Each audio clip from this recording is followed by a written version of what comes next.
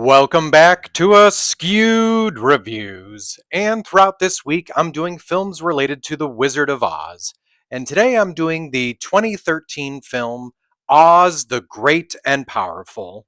Here is your trivia question for today. What is Oz's favorite thing to give to women he is interested in? The answer will be at the end of this episode. In Oz the Great and Powerful, we head off to a traveling circus which is currently in Kansas. It's here where we meet our main character of Oz, who is a stage magician and a bit of a charlatan. Now, one day he manages to get on the bad side of the strong man. While trying to escape, he heads off in an air balloon. Unfortunately, though, a tornado flies by and sucks the air balloon up into it. Once released, he ends up in a strange new place called the Land of Oz. Now, in this new land, he ends up meeting a couple of witches, Theodora and her sister Evanora. The two of them explain a prophecy to Oz that apparently once a man with the name of the land arrives, he will be the next King of Oz. But to claim the crown, he must go and complete one task first. He must travel to the haunted forest, where he will find a wicked witch that once she is slain, the land of Oz will be free. Now, Oz won't have to make this trip alone, as he will take his new assistant, a winged monkey named Finley, and a little China girl along for the adventure. So, will our heroes make it through the haunted forest, past the witch's winged baboons, and eventually defeat the wicked witch? So, this movie was directed by Sam Raimi. This was also the first time that Raimi directed a PG movie. Previously, it had all been PG 13 or R rated films. Now, because it was a Sam Raimi film, were you curious as to whether or not the 1973 Oldsmobile Delta 88 appeared somewhere in this film? Because technically it did. They had one that was stripped down to the chassis and used for the frame of one of the wagons, but I'm not sure which one. Now, aside from Sam Raimi, two other possible directors of this film were Sam Mendes and Adam Shankman. James Franco plays the character of Oz in this film.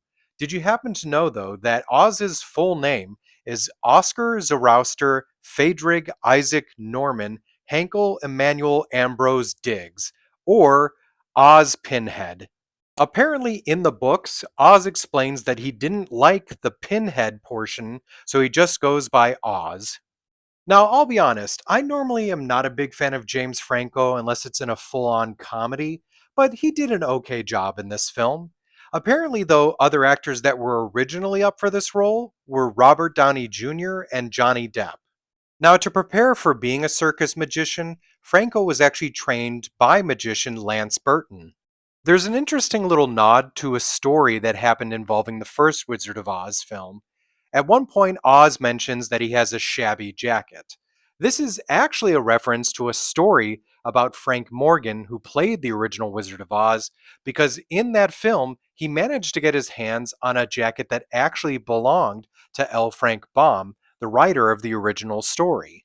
If you watch my review for that film, you'll get a little bit more in depth about what I'm referring to.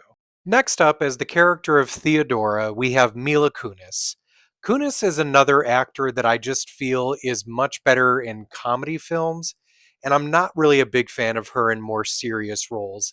Especially in this one, I just felt as the character of Theodora, she was so very wooden, unfortunately, and just there wasn't really much to her acting ability. I will, however, say once she does change over to the Wicked Witch, she was doing better.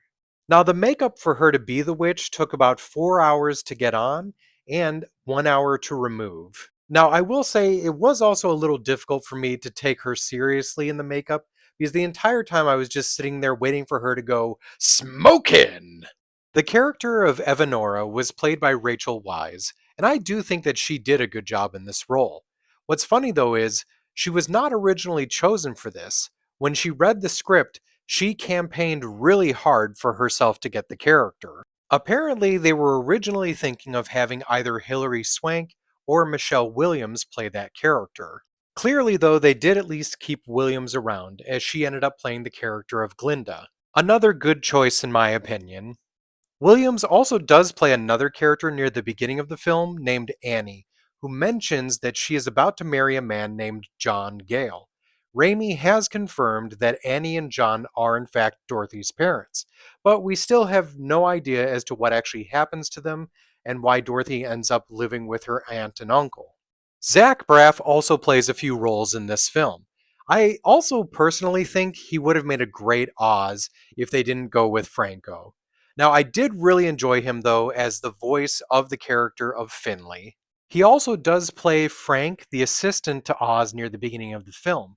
Now, what's interesting is this role almost went to John C. Reilly. Joey King also plays two roles in this film. First, she is the girl in the wheelchair near the beginning of the movie, and then she's also the voice of the China Girl.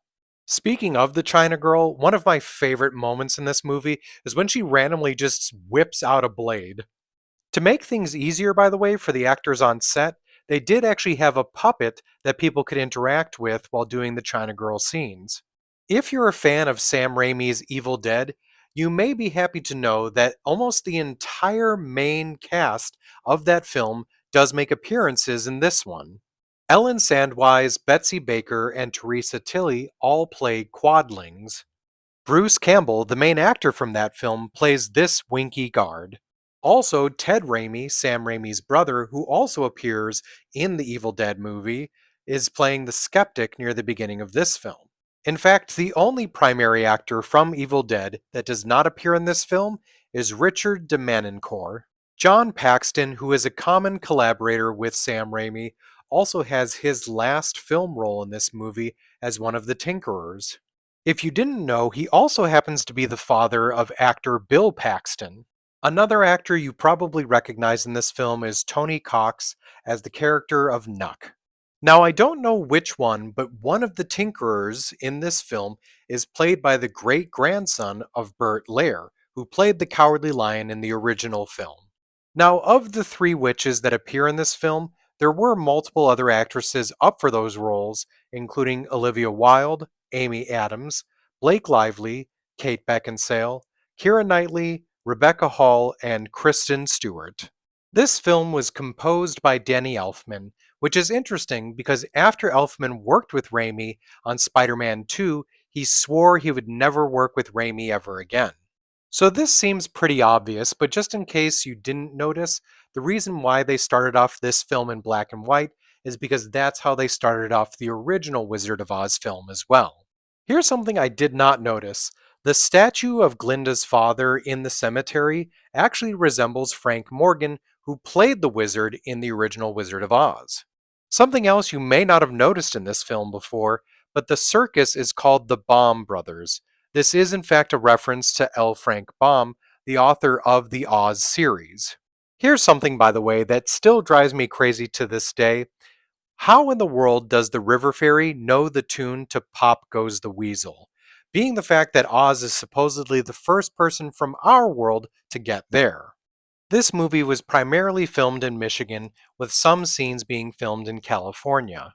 At one point, there was actually a sequel announced, with some of the actors even coming back, but this never ended up happening. Now, I'm not sure what they would have done, as Raimi actually planned from the beginning to not come back for a sequel. He did, however, say he left some loose ends for the next director to take on. So when it comes to the film Oz the Great and Powerful, this is definitely an entertaining movie. I like the visuals. I think it does have a good story.